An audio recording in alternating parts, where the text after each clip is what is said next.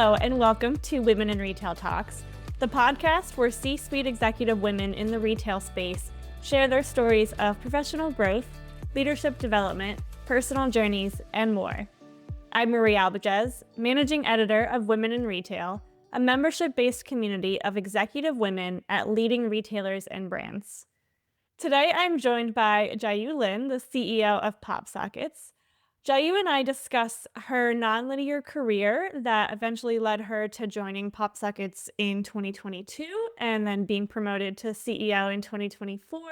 We talk about how PopSockets goes about selecting the ideal partnership and so much more. So Jiayu, I'm going to bring you in. Welcome to the podcast. Hi, Marie. So glad to be here.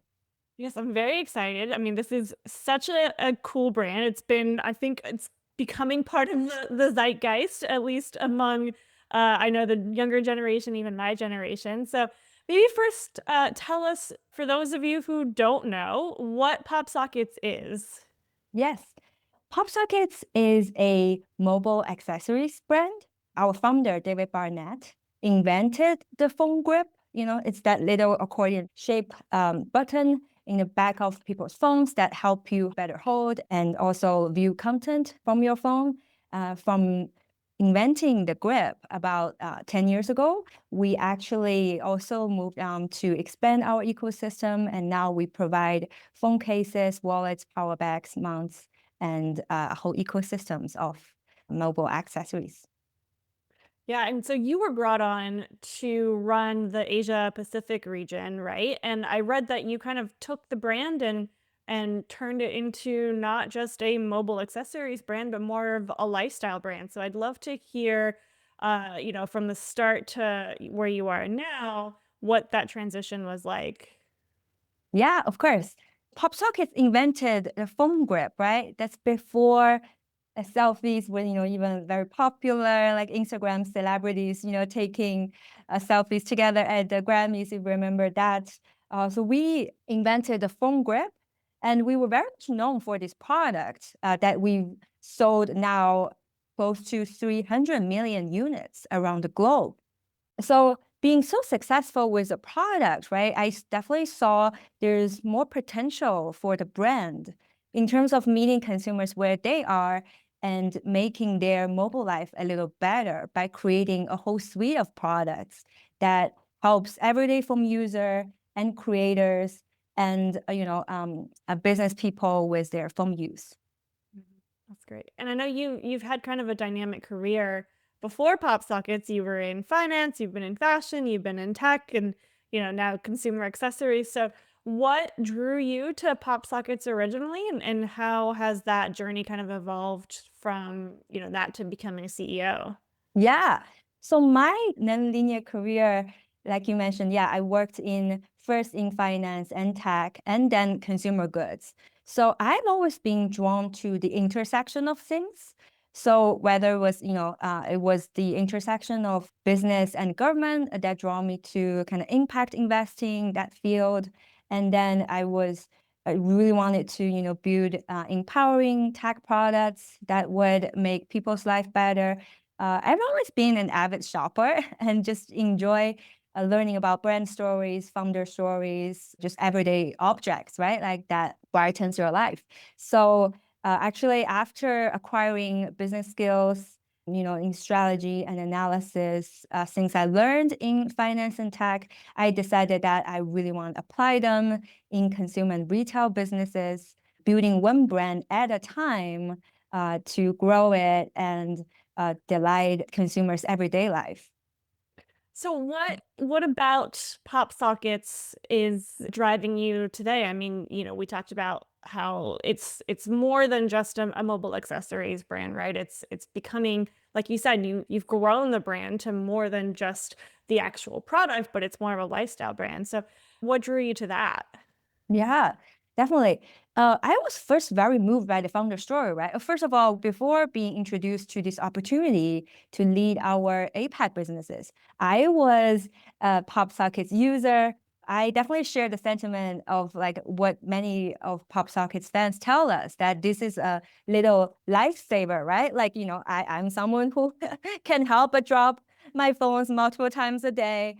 And then just this little object helped me with, holding my phones. But more than that, the many, many designs that PopSockets come up with, right? Like just fit my everyday style. I'm a fashion girl. Like I am not limited to one style. So one day you want to have this clean minimalist look, then I would pick, a solid color PopSockets. The other day, I really want to celebrate my love for certain like licensing properties, such as, embrace the Disney kid out in me. And we have very fun, whether it's pop out, like a big oversized grip or a fluffy, a squishy pop sockets. And then I can just simply swap that on and embrace a different style. So I really enjoy that aspects of pop sockets. It really can serve all kinds of styles, whether, like male, female, regardless of age and regardless of your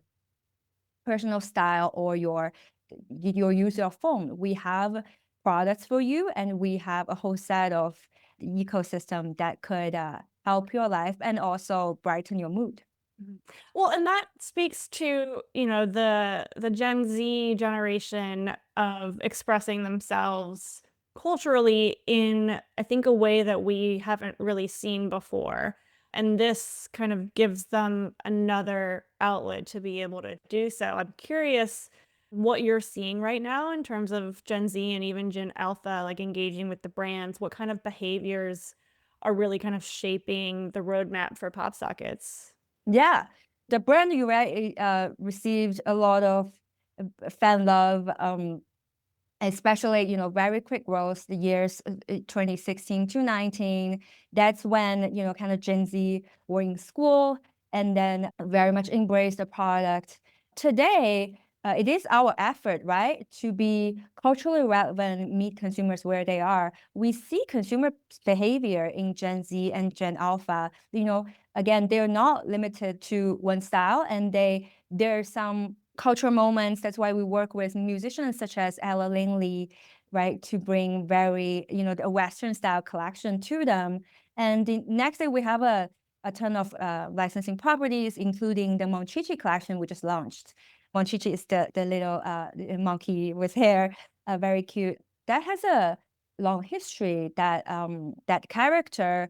But Gen Z and Gen Alpha today is embracing it for the nostalgic emotions involved with it, and also the fashion style that's associated around that character. So we find our Gen Z and Gen Alpha consumers multifaceted, and we engage them with our social first content, right? When they speak their language, we're in the conversations, they care about, and bring them the relevant products that they would enjoy. So would you say that you're really kind of letting them drive any innovations that you all are coming up with in terms of product launches and in terms of partnerships? Yeah, we definitely do lean into social listening when it comes to product innovation and community engagement to serve our consumers. For example, we have a lot of creators, right, within our Gen Z, Gen Alpha audiences. Therefore, we launched the Kickout Grip. It's a grip that, not only help you horizontally view your content, but also can just kick out and have you shoot content or FaceTime in a vertical angle. And we have our suck up product that is a grip with a suction pad, that can stick to surfaces for them to record content. In the meantime, right, preserving our grip feature that's so easy for you to hold your phone, carry it everywhere. Those features are a result of us listening to our audiences and their need. And we launch a collection on average every week. So we definitely listen to our consumers when it comes to partnerships.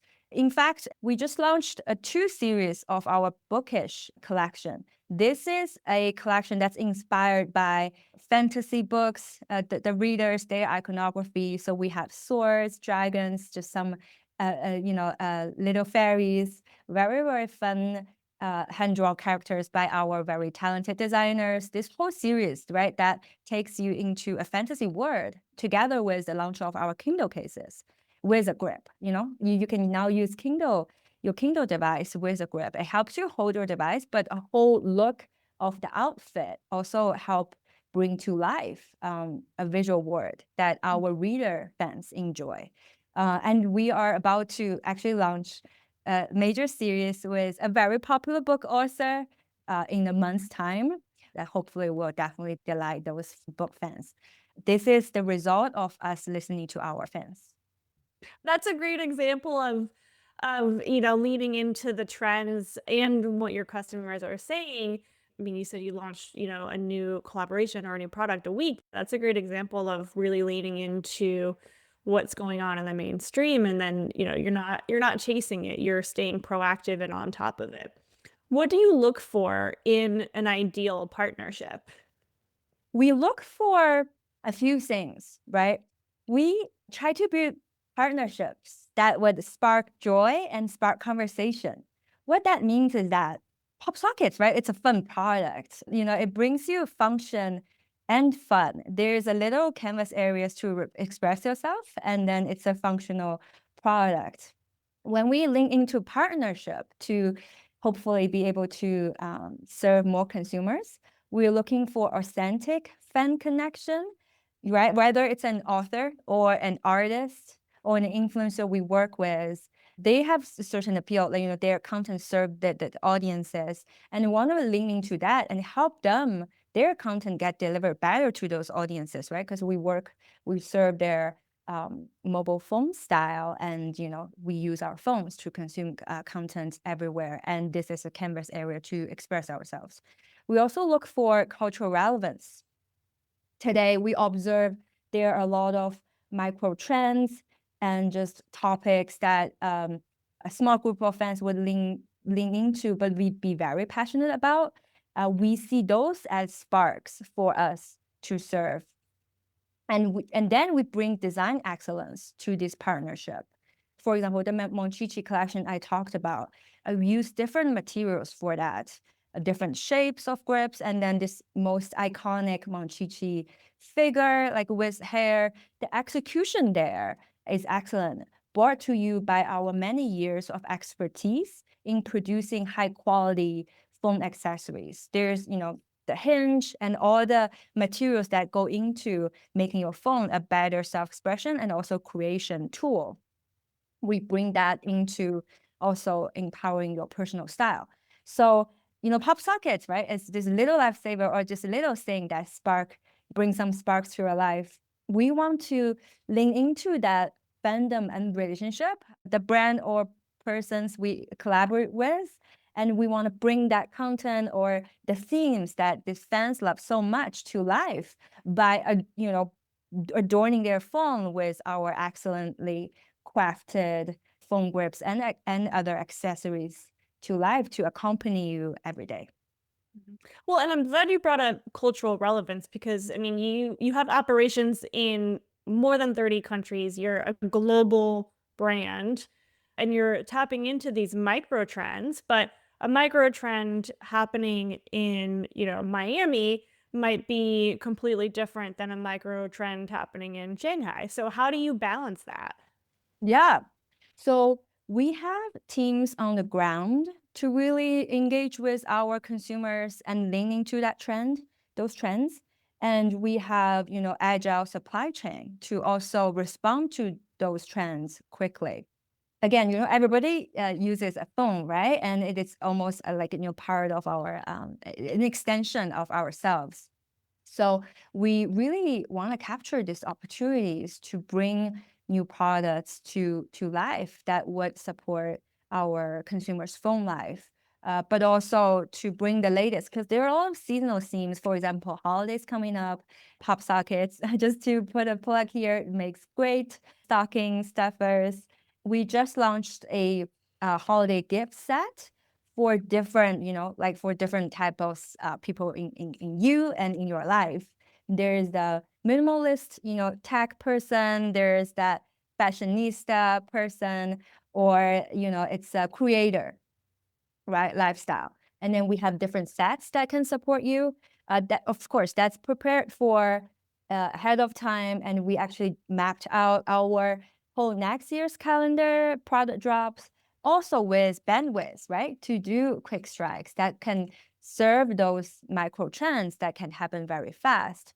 Fortunately, we're blessed with this, again, our capability in design and manufacturing, but also the fact that, like these styles and all the tops, are swappable and the bases and tops work with each other. So you can, for a consumer to maybe buy into a new trend, they can just maybe purchase another foam grip top, and that can go on with the kickout or other bases, or go on the wallet with a grip that's already in your kind of foam wardrobe.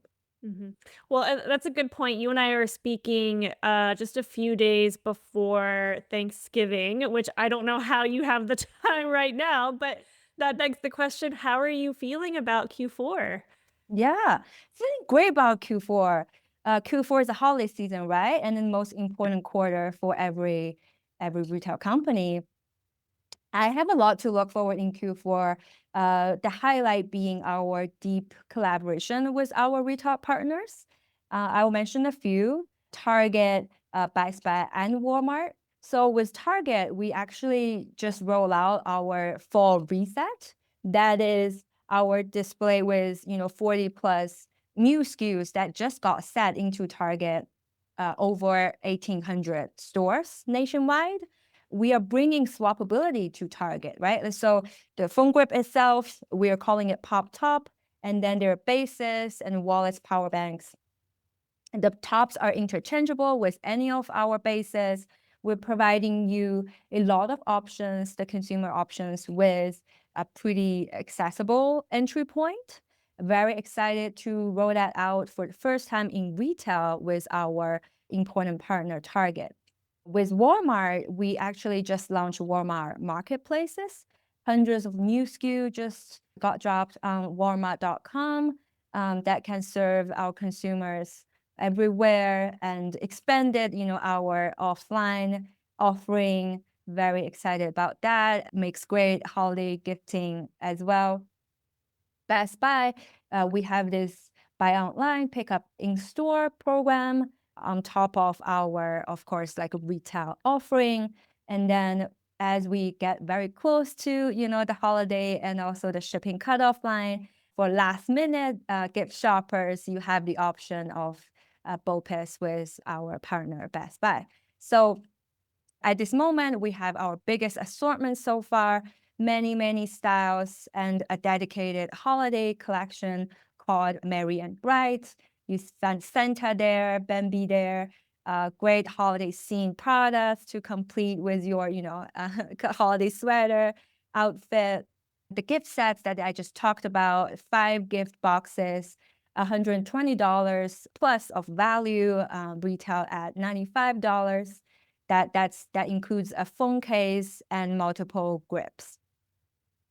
So you're overseeing all of this, and I think the women that are listening are probably wondering, like, how does someone like me get to run this kind of global company that has their hands in all of these places, in retailers, D2C, wholesale, brick and mortar, e-commerce.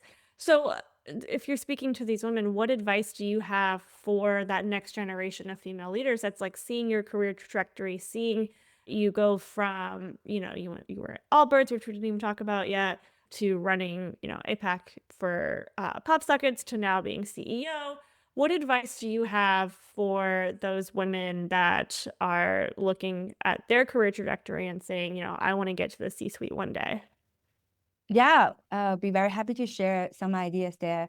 Uh, First of all, I just feel very fortunate and thankful for the career I've been able to have. I had great trust and empowerment in me along the way. But I think, being able to do this because I identified my passion for retail, and I wasn't afraid to take a relatively non-linear path to pick up transferable skills in each segment, in different parts of the journey. There's, the analytical skills, the financial knowledge that picked up doing that segment of the career. And in tech led me to consumer internet, social online platform in China. Taught me, how to, in the early days, how to leverage social community and influencer marketing to build a brand. And then when I decided to build one brand from within, I was always the first one to raise my hand to just, do things beyond my scope at the time. So I started managing e-commerce, but because, as a sales operator, I always want to, solve the root problem. Like, for example, for the e-commerce operator, that's traffic. And it's like, oh, where could that come from? Where can I engage the consumers? And that, just got me to expand into marketing. And then online, offline, right? Omni-channel consumer journey is an integrated journey, and we want to meet consumers where they are. So I was able to acquire skills in building retail stores, managing them while at Allbirds, China. So that, yeah, my roles got expanded, and that was led very much by not just ambition itself, but I think I have this strong desire to build a brand and do it well. And that just requires thinking about the consumer journey holistically and running a business, right? Like with resource constraints, but know where we can find efficiency. Then my kind of sales and marketing and product roles also like went to include back end operations, right? The finance and the people. That those are also very important parts that go into building a brand. So I would say to the listeners of this podcast, probably mostly are aspiring retail leaders. I would say follow your passion, pick up transferable skills. Don't worry too much that, about the limitation of your role at this time. Know that you are building, accumulating a toolbox, and with the right opportunity, and if you always, right, are willing to do more than what you asked for, that can lead you to a broader path. Yeah, I love what you said about raising your hand for a responsibility, even if you didn't have all of the skills or you didn't quite know how to do it, because that's what you have to do in order to get those transferable skills that you were talking about. That's going to lead you to a very dynamic and varied career, right? Yeah. Yeah. So it sounds like you spent most of your career in China, and I know you're now in Colorado Yeah. for PopSockets. How has that transition been for you? Yeah. I very much enjoy it. We have, so our headquarters, PopSockets headquarters is in Boulder, Colorado. That's where our founder's from. And we have a team here, product, design, all kinds of functions. I still travel to, Asia every 2-3 months. And we have teams in China and India as well. I again, I'm fortunate today to live what people would say is like a kind of a portfolio life, right? Like in Boulder, I find myself quite focused on work and living a calm, simple life, finding time for nature, right? Like this is what the Colorado communities are about, the outdoors activities, really just enjoying even seeing the mountain and beautiful sunrise and sunset pretty much every day. That does some magical things to my mental health. But when I, travel for work within the US too, right? Like another plug here is that we are looking into opening PopSockets' own retail stores next year. So actively scouting locations for that, hoping to meet our fans, in our own offline space sometime very soon. I find big energy, of course, when I go into bigger cities and when I travel to, like our offices, maybe in Shanghai and Shenzhen.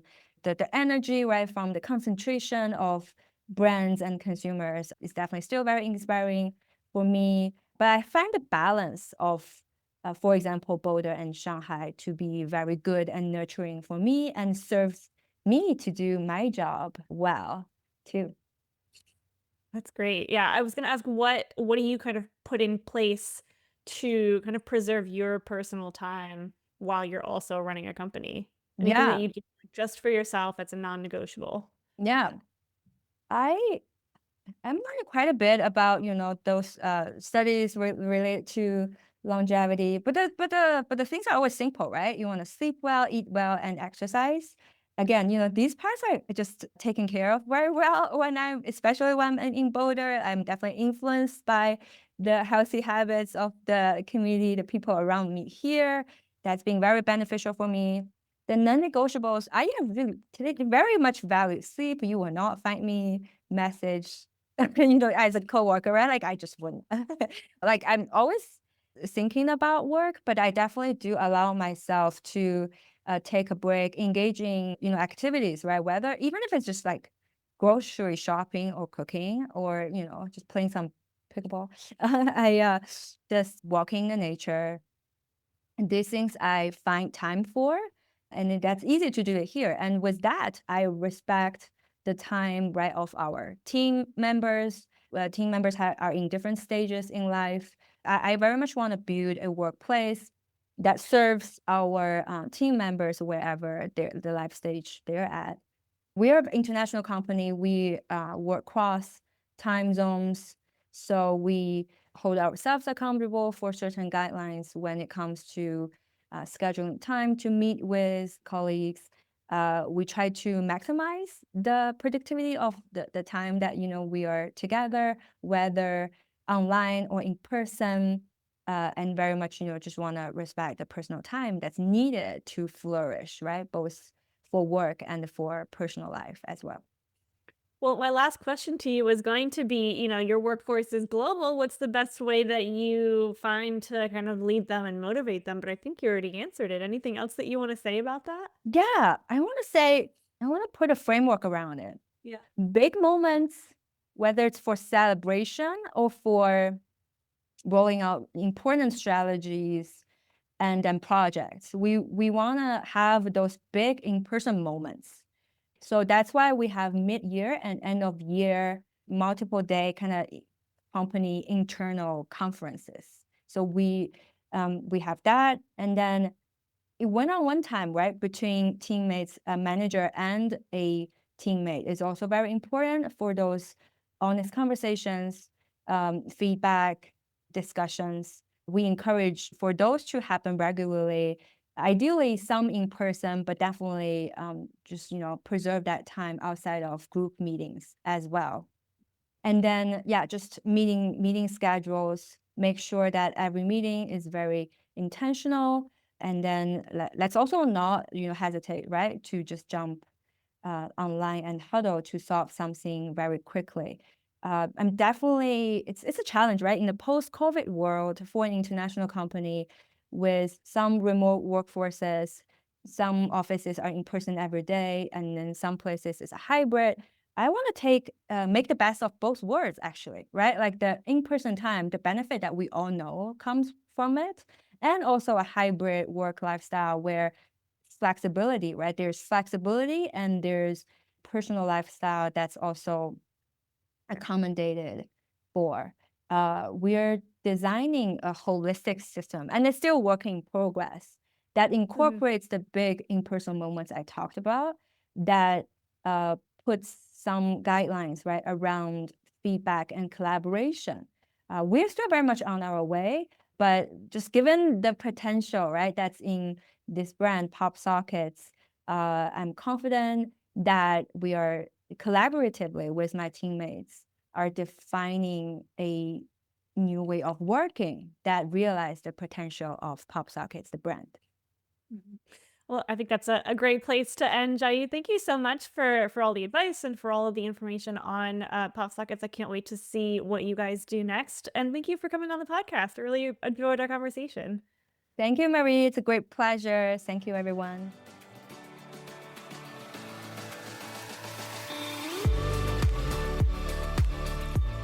Thanks for listening. For more information on this podcast, please go to womeninretail.com/podcasts for show notes. Women in Retail Talks is available on Apple Podcasts, Google Podcasts, Stitcher, and Spotify.